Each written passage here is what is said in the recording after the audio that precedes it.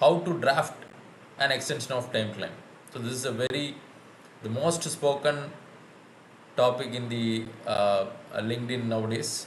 I think most of the professionals, wherever you go to any kind of conferences which is focused on construction claims, this will be the must topic in every conferences, international conferences you go, and you can see so many YouTube videos on that. So still, what is the speciality we are going to give in this session is that this is a step-by-step guide how you can draft your EOT claim. So you can, by section, you can draft based on this and you can submit an EOT claim. So that is the essence of this session, and we'll go into it. The first section of the delay claims or the EOT claim you are going to submit should have the executive summary. So why we have to have this executive summary is that when you speak about claims, you speak about the planning engineers who comes in the front line to discuss about the delays and the extension of times, and then comes the contracts team who backs up with the entitlements and substantiation, and then comes the quantum team to quantify it. But when this document goes to the client projects team alone doesn't make any individual decisions.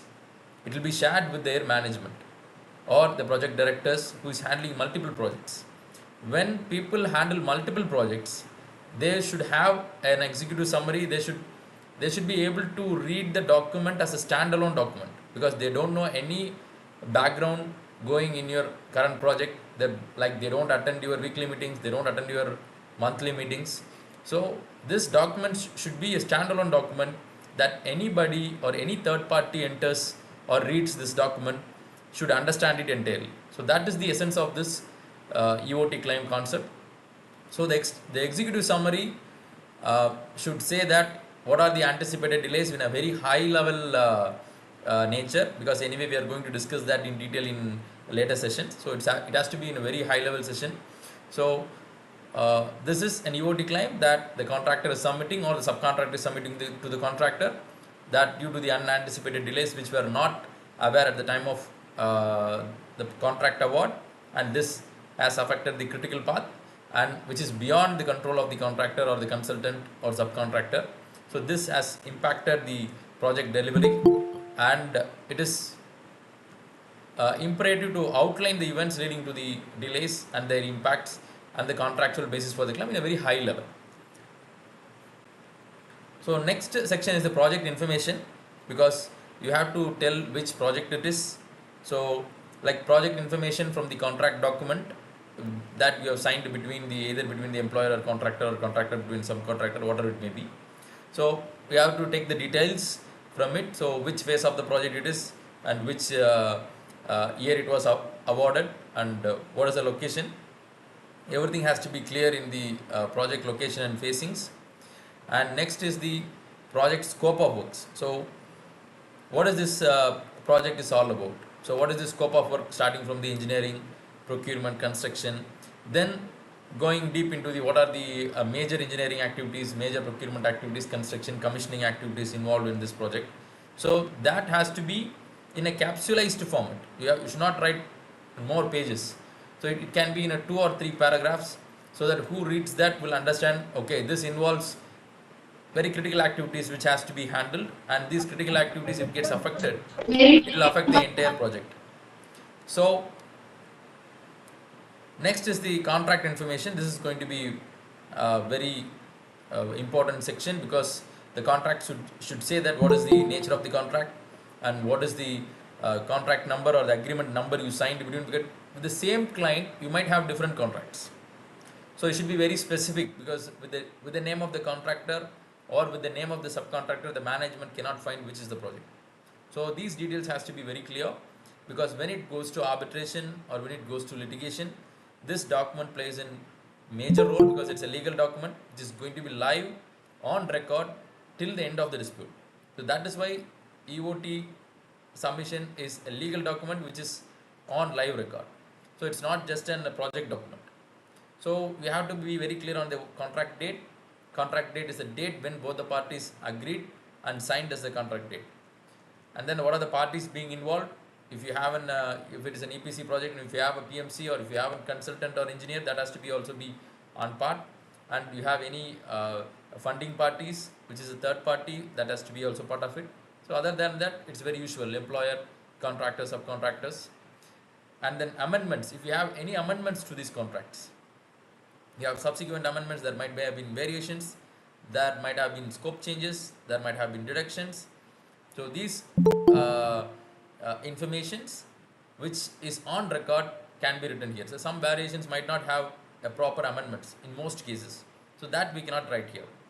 And what are the previous EOTs we have submitted? So this might be the third EOT. So we have to give that initially we have submitted the EOT 1 on so and so date, and we claimed an extension of so and so duration, and which was the anticipated delivery date at that point of time, and what was the accepted delivery time by the client. So this line has to be for all the EOTs, previous EOTs which you have submitted. So this will give them a flavor that yes, there has been so many EOTs, so many delays, and this is the follow-up EOTs which is coming up being submitted.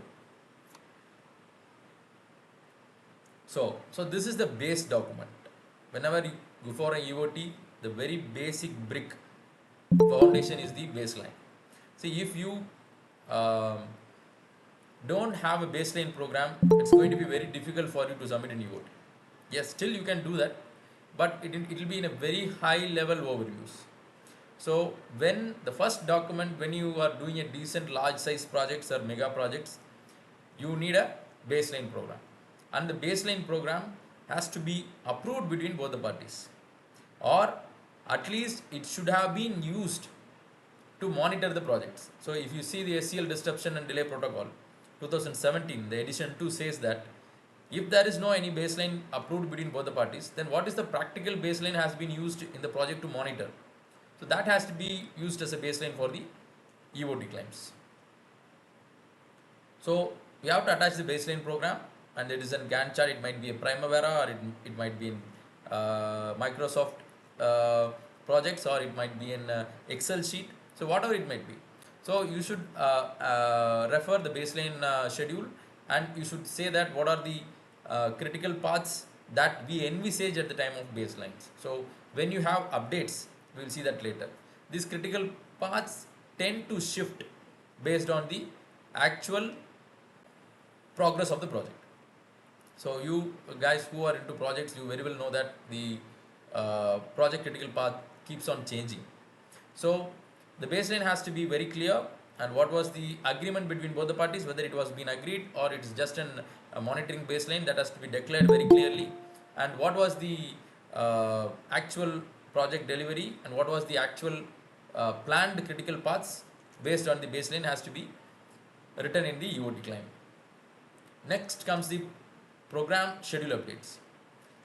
This is the program you update the baseline based on the actual updates from the ground. For example, if you have a 1 year project and you are going to update the program every month, every month the program gets updated based on the actual scenarios at the site. If it's a Primavera, you can see that the blue color shows here the actual updates. The red shows the critical path, and the green shows the forecast. So if you see, this is the date of date, which is we are doing the update. So the blue line which shows the window is saying that there has been an update till this February 23rd, and the balance is yet to be completed. And yes, there is a disruption to the critical path, and there are delays. So that has to be recorded in every updates. So submitting updates is a very good evidence that it keeps on recording the delays in spite of both the parties fighting. So when you have a baseline and you don't submit any program updates, and don't find just before the end of the project, you just pop out and say no, the project is not going to end as we discussed in the contract. We are going to have additional time. So that is not a proper project management way. You should have a transparent discussion and communication with your employee, because you both are building a project and that's your baby. So you have to be transparent, and you have to keep a very good communication with both the parties, so that both the parties are aware that yes, there are some delays which is not in our control, or there might be delays that which could be controlled. So these updates programs will help you to avoid or mitigate delays which could be under the control of the parties. So the contractor's progress. So you might be submitting an EOT at the end of the project, like 80, you might have completed 80 percentage, or some project might have completed even 20 percentage. So in my experience, in the experience of pragmatic, we have seen that the projects, some projects have EOTs, 17 EOTs. We have worked in such projects. We might not imagine, but there are projects, and I guess that there are projects out there with more EOTs than this also. So you have to be very clear that what is the contractor's progress at the time of submission of EOT, and what is the deviation being made between the planned progress and the actual progress, and whether we have captured the entire delay in a, that is falling on the critical path. So that has to be explained in the contractor's progress. So delay notices and change order requests. So you should be very agile in sending the notices. See, sending notices is not many of us while doing a project, we think that sending a notice is like poking the nose of the employer or contractor that we are going to come up with a claim later. No, that is not the actual attitude of sending a notice. The actual attitude should be that, see, we both are in a relationship, that we have a contract and we are doing a project. We see that the project is going to have an delay and we are notifying you. So that is the actual scenario why a notice has to be raised. Because now we see that notices as a sin language, that a notice, if somebody sees a notice, that they say that no, you are trying to come up with a claim later. No, that's not the actual reason. A notice is a kind of communication between both the parties. So a notice, in many contracts like FIDIC, there are time bar clauses. If you have not sent the notice within 28 days when you are aware of the delay, then you might lose your right to claim. So in certain jurisdictions they are allowed, but in most jurisdictions like in common laws, they are being questioned. So they are not allowed, because the time bar just can't stop a breach by the other party. So but why we should give that space for them to argue? Let's send the notice on time. So those notices has to be recorded in this EOT claim. See, we have sent a notice on so and so date for this delay, and then for the delay in drawings we have sent a notice, and for the delay in the work permit we have sent a notice. So you just log it out and just paste it here. So EOT is nothing but you are not going to draft every line. It is just a population of contemporary records. The major area is the delay analysis. Other things are, you are supporting the delay analysis with your substantiations and evidences. Yeah, just now we discussed about the time bar notices. The time bar clauses are very dangerous, and it will be very difficult for us to argue in later period of time and break this. So let's not give that space for them to argue on this. So contract clauses aiding the claim. So you can say that there is a delay. Whether your contract clause allows the delay with an extension of time. So you can come to a very clear notice that when a contractor makes a delay, he is not eligible for any EOT. It's very clear. When there is a delay by third party or delay by the employer, you will be eligible for a claim. The contractor delay is eligible for a claim only if that falls as a concurrent delay along with the employer. So that we will discuss in the later stages. So what are the contract clauses that supports EOT claims? So usually it's a force majeure clause that you are very aware of. Delay in contractor's employer's obligation. Delay in contractor's obligation doesn't entitle you for a EOT claim, but we have to submit an EOT with LD, because we should at least give them a date that when the project is going to end. Otherwise time becomes large. So time becomes large, then that's going to be a new headache. So to avoid that, even though there is a delay in contractor's obligation, the new date has to be declared, but LD is enforceable on that. So variations. See, in our experience as a consultant dealing with many companies, people capture all kind of delays, but they fail capturing the variations causing delays. So for variations, they will be very keen about the additional cost you are going to get, but they will lose the time from the variation claims. So you have to be very cautious when you get a scope change or a change order. because every variation not just comes with an additional scope and cost, it comes with time. So if it falls on the critical path, you definitely, it will affect the project delivery. And any suspension of works by the employer or any permit delays, these all falls in the contract classes aiding claims. And please note down that even though if there is no EOT clause in your contract, you are still eligible to submit an EOT claim under this, because the large umbrella is the law that controls the contracts. The contracts are all the contracts made internationally comes under the jurisdiction which the contract is being made, and that jurisdiction allows the parties to claim additional time when the breach is not been controllable by the party which is performing. So next is the claim summary. So now we are entering the most important part of the claims. So we have to give a very sharp summary for the EOT claim synopsis. So what are the critical nature of the delays we are dealing with, and what is their impact on the project completion. This is not going to be a cut copy paste of the executive summary. It is going to be just detailed and technical with respect to the EOT claims. So now we have to populate all the delay events.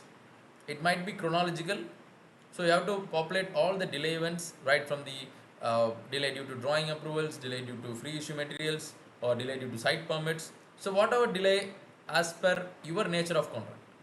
So in this contract, what is the obligation of the contractor, and what is the obligation of the employer, and what obligation has been delayed, and that has affected the critical path. The more important thing is that all delays are not delays. The delay has to fall on the critical path of the project, and that should affect the project delivery date. If it's not doing so, then that is not eligible for a delay. So it will not be considered as a delay. So what is the next crucial thing? Okay, you know the delays, you have populated the delay events. See, because most projects have the delay logs, so they populate the delays, that's fine.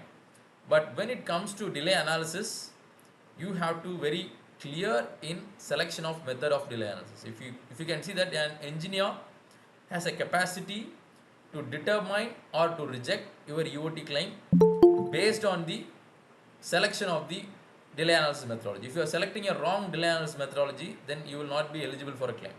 So you know that there are different kinds of delay analysis, like prospective delay analysis, retrospective delay analysis.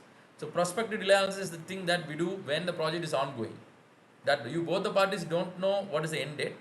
So you have to, there is a delay already happened, so you know that definitely we are not going to finish the project on time. So what is the projected date? So it's going to be 2 months delay, or it's going to be a year delay, whatever it may be, that has to be declared. So that is the purpose of a prospective delay analysis. But when you come to a retrospective delay analysis, the purpose is completely different. Retrospective is the meaning that the project has been already completed. Both the parties know what is the delay, and both the parties know what is the completion date. So here, who is going to take the blame? So who is responsible for the delay? So that is the motive or the purpose of the retrospective delay analysis. So each delay analysis has their own nature, and it's a very vast topic that we are not going to discuss in this session. We are just going to see how you are going to draft the entire EOT claim. So selection of methodologies, you can check with industrial standards, such as like we showed in our pragmatics brochures, that SCL delay analysis are there and AEC delay analysis are there. You can either use any one of the protocol which is being used in your jurisdiction most commonly, and that can be used to select a delay analysis method. For example, if you have a baseline and you don't have any other kind of updates, but you know what are the delays, you can only do an IAP, impacted as planned methodology. You cannot do any other analysis. But if the project has been completed, you have the baseline, you have an actual data, you don't have an as-built schedule, but you have an actual data, you can go for an ABAP analysis. So the challenging part in the ABAP analysis will be the finding the actual critical path. So that is the work of the consultant or the expert who is going to do the delay analysis. So this is the major part of the EOT, the analysis. And if you have to be very careful in selecting your methodologies. And we have worked with some projects where people are very clever in referring the SCL analysis, AAC analysis, and they will say that we are going to use 3.7 these as built or as planned analysis from the AAC or from the SCL. But if you see inside, they might have done an IAP. They title them as an ABAP and they will do an IAP. They will title them as a time impact analysis and they will do an IAP. IAP is the most mocked delay analysis because it is the most basic thing. It is very, very theoretical and hypothetical. So that is why it is most mocked in most of the arbitrations. But if you don't have any other evidences, then you can go for it. Here is the concurrent delays. So we have to be very careful in analyzing the concurrent delays. The opposite party, which is responsible for the delay, will always try to pull the other party, saying that you also did a delay at the same time. Two delays falling at the same timeline doesn't make that as a concurrent delay. Two delays must fall under same timeline, affecting the critical path of the project. For example, if the contractor has to start the construction, the employer has not given the permit, right? That is an installation of a large oil and gas fabrication equipment. Let's say a metering skid has to be placed. So the contractor keeps writing a notice that you have not given us the site permit, and that is the reason why we are not able to construct. So we need for an EOT. But the employer will know that, see, even though I have given the site to you, you are not ready with the equipment to install it. The equipment has not reached the site. The equipment has not reached the storage. So at this point of time, both the parties has made a delay and both the parties has breached the contract. The employer has not given the permit for the installation, and also the contractor has not brought the equipment which is under his obligation at the same time. So this will cover the concurrent delay.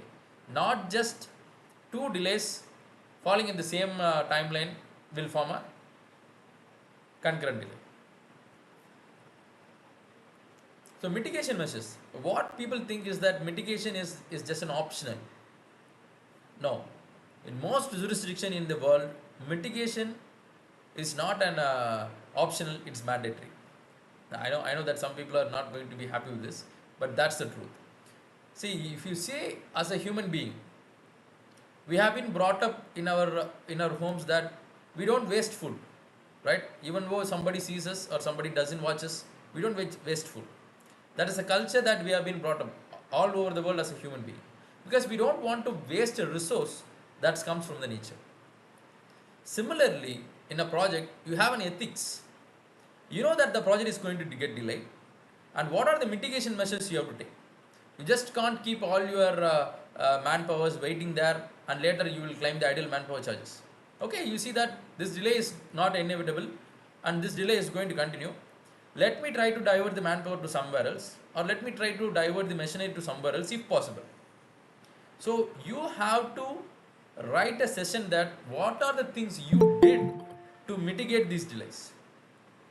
So if you can't mitigate, then in most cases the EOT will not be favorable to you, because that is the responsibility of the contractor or the subcontractor to mitigate the delays when it is mitigatable. So there is a difference between mitigation and acceleration. So don't please confuse mitigation and acceleration. Mitigation is that there is going to be a wastage of resources and we have to stop it. That is mitigation. But we have to additional of resources to accelerate it. That is acceleration. That's different. So now coming to the prolongation cost. So there has been a delay, and the delay has affected your critical path, and now it is going to affect your cost. So do we have to speak about the cost in the first EOT claim? When you submit the EOT claim, you have to speak about the cost? No. While submitting the EOT, it should be for the time. There should be an agreement between the time, between the employer and the contractor, or between the contractor and subcontractor, before you start discussing about the cost. Submitting both the time and the cost is not a good practice in industry, because you both has to agree on what is the delay. If it is a prospective delay, you both has to agree on the what is the extension timeline and what are the resources has to be brought, because in that case it is hypothetical. You don't know what is the cost you are going to spend. Okay, in retrospective, you know you have spent the cost, but that doesn't mean that all the cost has to be compensated by the opposite party. There are some costs which you have to bear because due to your blame. So that is the thing that we don't prefer submitting the cost with the EOT claim. It has to go as a separate claim, as a prolongation claim. After once the EOT has been accepted and the timeline has been accepted by both the parties, you can go with the cost. But what you have to do in the EOT claim is you have to declare that there is a cost claim for this time lost, and we are working on it on the cost, and that will be submitted on the acceptance of the delays between the both the parties. So detailed quantification of the additional costs. So usually in retrospective delay analysis, an EOT claim goes with the quantification cost. So that in most cases when you go for an arbitration, you get two experts. One does the EOT claim, the other does the quantum claims, or the same expert can do both if they have the experience. So the detailed quantification is going to be that we will have a separate webinar on that, because it will take a separate 1 hour session or 45-minute session. So here you have to present what are the financial impacts you had, like what is the head office cost you lost, what is the financial losses you had, like insurance, or if you have taken any external financial support for running this project, and idle manpower charges, idle machineries, and you have what is the loss of profit you had, what is the loss of business you had because of this. So these are going to be the prolongation costs which can be claimed. That we'll see in a different session. Okay, then that should be a conclusion. So you summarize all your findings and you say that, see, there is a delay of 300 days, let's say. So 50 days is attributed to me. So I will take the blame. But 150 days is attributed to the employer or the main contractor. And another 100 days is attributed to the force majeure. Why we have to declare these things is each has a different compensability and excusability nature. So force measures are excusable but not compensable. Concurrent delays are excusable but not compensable. And when it comes to the delays by the employees, that are completely excusable and compensable. When it comes to the contractor's delay, they are not compensable. You are exposed to LD. So this has to be concluded in the final conclusion and say that, so what is the total number of delay and what is the cost and how we are going to bifurcate between both the parties. So what is the further action? So if it is a prospective analysis, as a responsible contractor, you have to give what can be done. Right? So you have to give a proposal that either we can try to do these jobs at first, because there might be different phases in the project. You might ask for a phase which is not been released for you. If you give that, we have a time that we can work out on it. It might not be even in the critical path, but it might become critical later. So you can give recommendations and you can sit and see, we recommend 9 out of 10 projects delay. This is a survey from 2022 in the UK's survey of construction contracts, which is done all over the world. So 9 out of 10 projects delay. Even in my history, I have seen that. You might have also seen in your history, and our team is there. They might have also seen in their history. The problem is that when we know that the delay is going to happen from the day one, you have to be ready to mitigate it, and you have to be ready to speak about it. You cannot just keep silent on it and discuss when the project is going to complete. So we always prefer to have a delay task force. The delay task force is nothing but a team of members which has each representative from different stakeholders. The stakeholder might be from subcontractor, the stakeholder from the employer, there should be a stakeholder from the contractor. If any other party is being involved, they should also be the part of that, and they should have the equal rights and voice to discuss. And when the task force should have the authority to question all the stakeholders, and they should have the authority to implement on changes in the project progress or the project execution. So that if that comes, and there should be a delay expert who might be a third party, and he can give an unbiased system. Why you have to form an uh, dispute adjudication board at the end of the project, and you face because you know that the dispute is going to happen from the day one. So similar to that, delays 60 percentage of construction arbitrations are only delays. This is the fact. You can check the surveys. So this has, you should have a mitigation plan right from the day one. Otherwise, it's not going to work, and we going to end up in more delays in further projects. And then comes the exhibits. So you, if you see that we have referred so many logs like delay logs, it might have letters, it might have notices, and we have submitted previous EOT claims, and you might have written contractual letters on variations. So everything should be populated as exhibits and should be added as in appendix. As I said that this document is going to be a standalone document.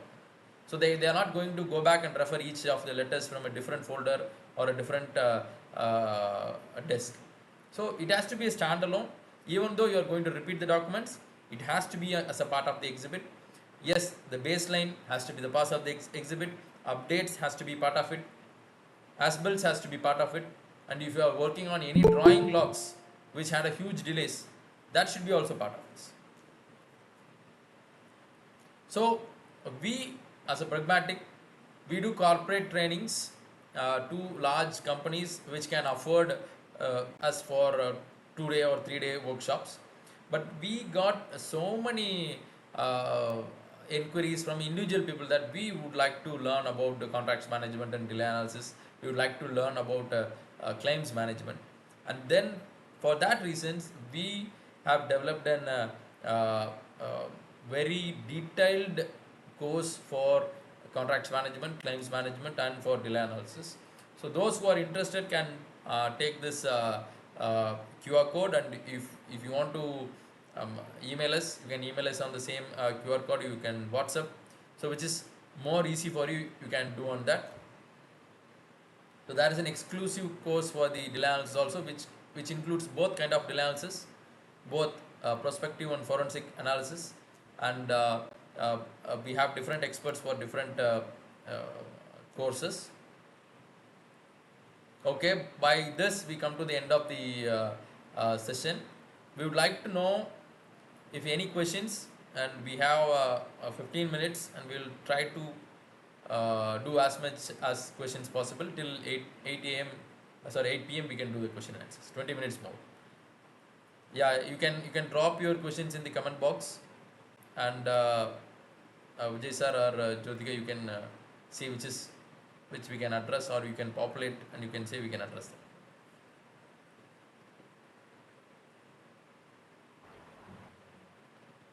Yes, sir. I'll read them to you.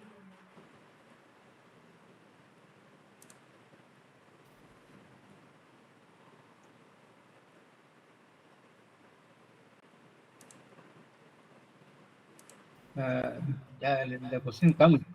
In the meantime, if the question comes in the meantime, as you have Yeah. mentioned that holding interaction, can I? Yeah, can I? Uh, Sir, there is a question.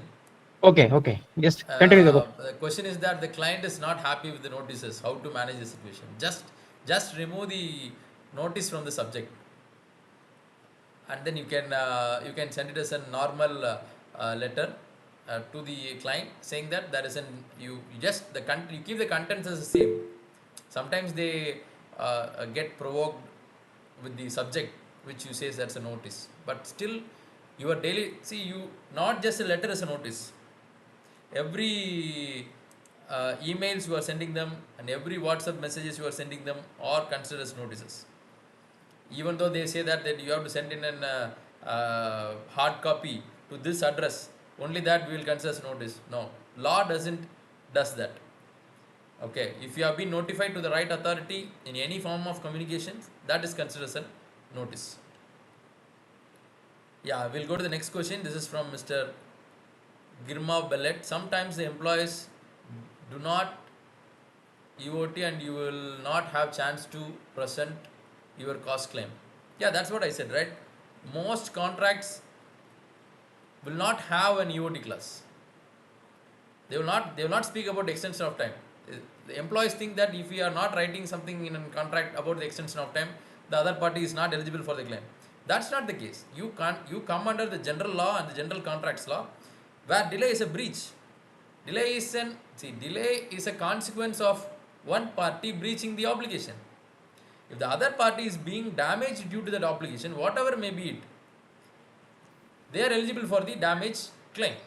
When it go to arbitrations, these hypothetical claims will not work. We have to show an actual loss that you have been made because of the EOT or because of the delay you have been done. Okay.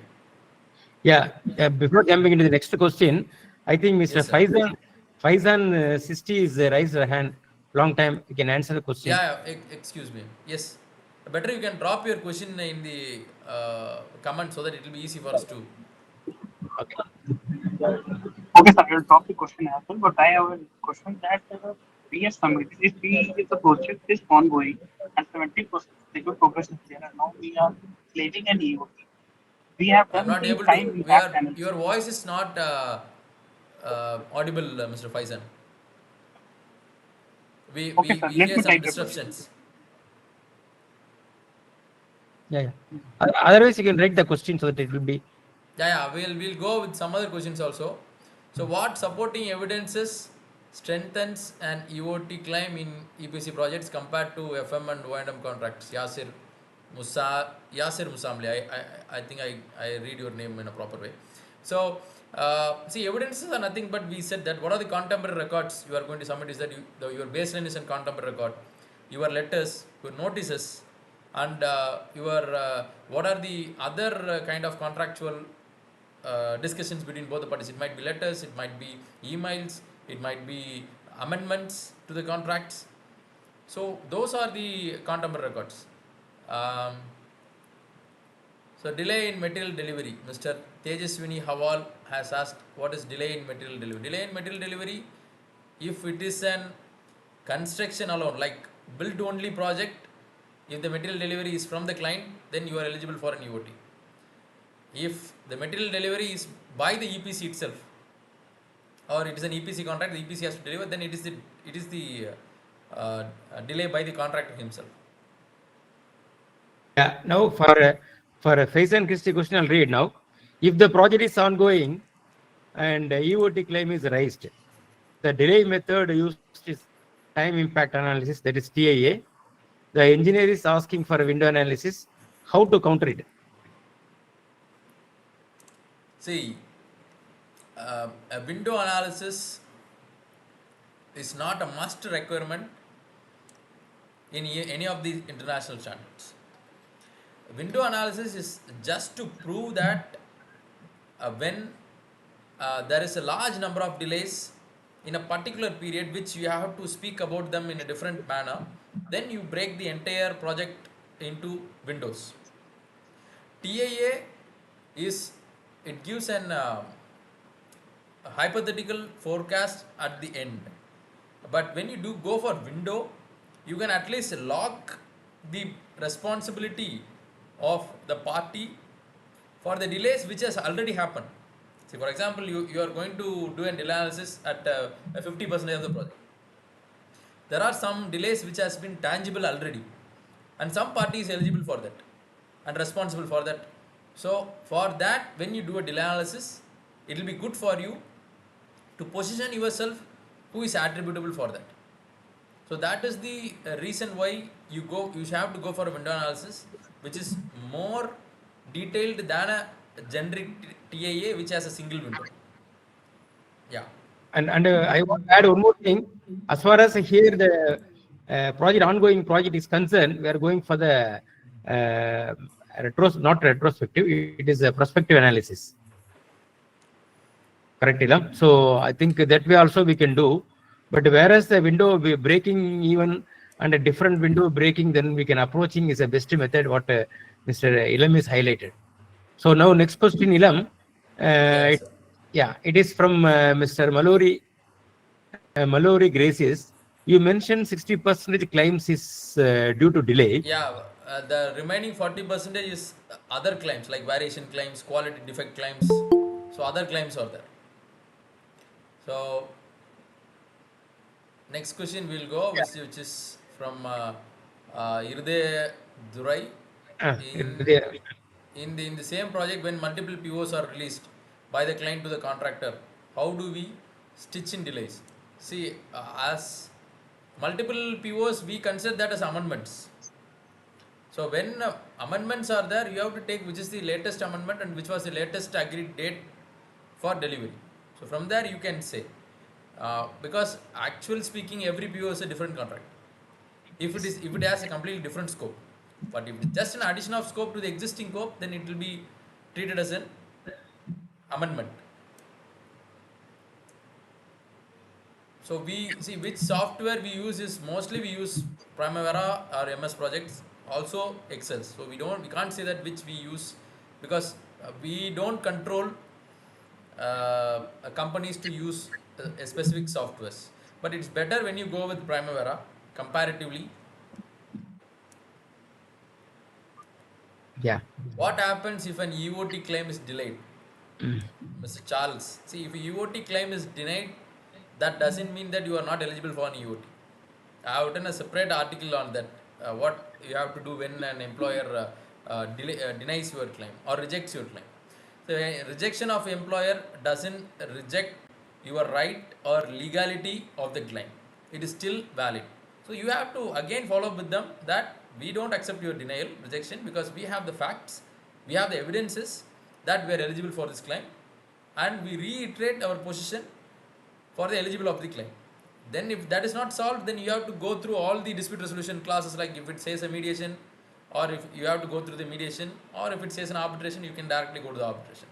So that is the dispute resolution mechanism. In our experience, we have been appeared as consultants for companies where they come to us when the opposite party has already invoked the arbitrations, and after we reviewing the delay analysis submitted by the contractor or refuting the delay analysis, we have made them to revoke it. And it has been also in the case of when the LD is being imposed. An employer might impose an LD, and that might go for the arbitrations, and we go on the support of the contractor and make the analysis, and we can recover it.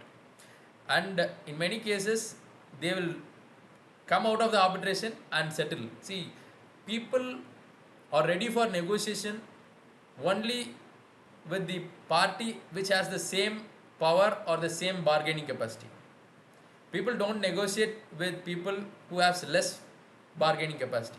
So when you have to increase your power of negotiation, your evidences has to be strong, your analysis has to be strong. So that is how you can position yourself to get your EOT being reviewed and get your EOT being tangible as in money. If the project is ongoing and EOT claim is raised, the delay method used is time impact analysis. The engineer, so we have addressed this, right? Right. Trust. Yeah. James Maingi, thank you, Mr. Lam. What is the most advisable, acceptable way of pricing these claims? Price or value pricing can be declined. See, usually you have to take the indices from your Ministry of Infrastructure, or if you have this, if you have it in the BOK, it's fine. Bill of quantities, it's fine. You can take it from that, and you can also add the inflations if the project is a long project. If it's a project is a 5-year project, it should have been completed in 2 to 3 years. You cannot use the same BOQ value in the 5th year. So you can go with the price additions based on the indices which are available from the industry record.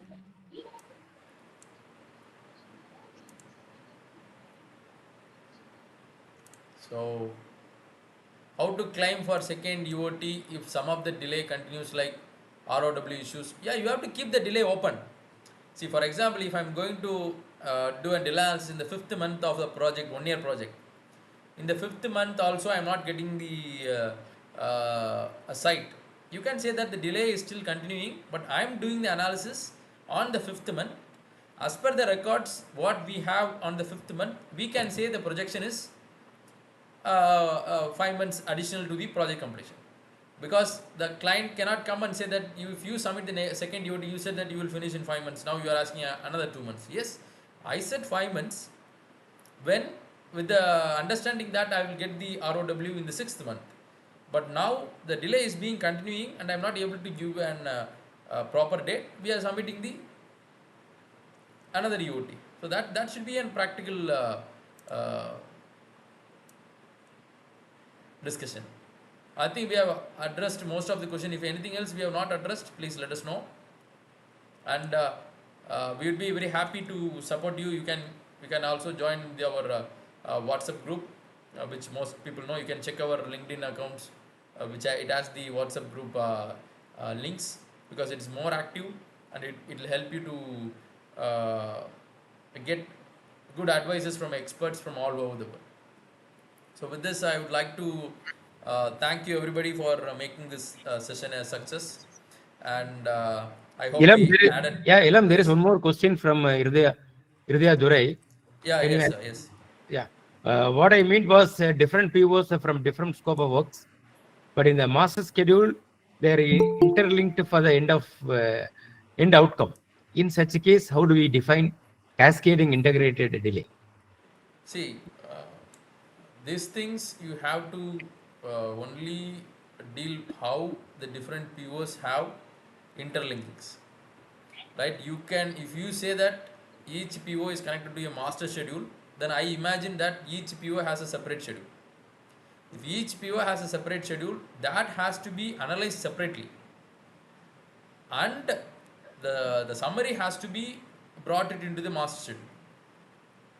Or you can populate all the POs in a single master schedule. You can do a single analysis, and because you might have a same delay affecting 2 or 3 POs, or you might be having different delays in the same timelines of different POs.